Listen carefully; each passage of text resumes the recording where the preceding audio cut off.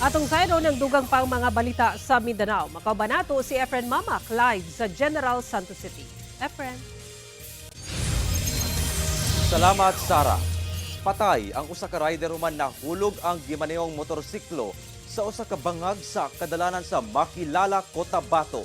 Ang insidente nakuhaan sa CCTV. Aniya ang report. Sa video nga kuha sa usa ka residente, makita kining usa ka lalaki nga misalom sa usa ka dakong bangag nga dunay tubig sa kadalanan sa barangay Poblasyon, Makilala, Cotabato, pasado alas 5 sa buntag adlawng Huwebes. Gihiktan di ay niini og PC aron mapabira pataas sa usa ka heavy equipment ang usa ka motor nga nahagbong banda 1:34 sa kadlawon sa susamang adlaw. Apan patay ang 32 anyos nga lalaking rider sa moong motor human giingong nalumos diyang nahulog sa moong bangag nga ana sa 4 feet ang gilawmon. Ang patayng lawas sa rider nakuha banda alas 2 na sa kadlawon human ma-report sa mga nakakitang residente ug laing lalaking rider nga higala sa moong biktima kinsa nagsunod sab niini niadtong higayuna.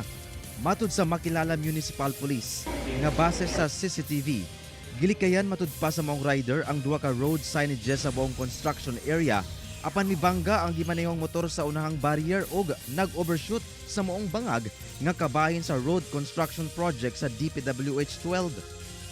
Kung makita natin sa CCTV review, no, ang blinker is talagang makikita natin. Kung saan niya itong inilaga, no, at doon siya sa pangalawang barriers, diba? Doon siya nabangga. At yung barriers na yung buhat ng dalawang tao, no, talagang natapon, papunta siya doon. May yung kalot nila sa nabangan. Dugang sa kapulisan nga ang maong biktima giingong hubog. Ginakuhaan pa og pahayag ang kabanay niini. Matud sa PNP, gilaumang muntaran og reflectorized signage sa DPWH 12 ang maong road construction isip dugang warning sign alang sa mga motoristang manglabay. Ginakuhaan pa sab og pahayag ang ahensya. Kauban si Bong Vicencio, Efren Mamak.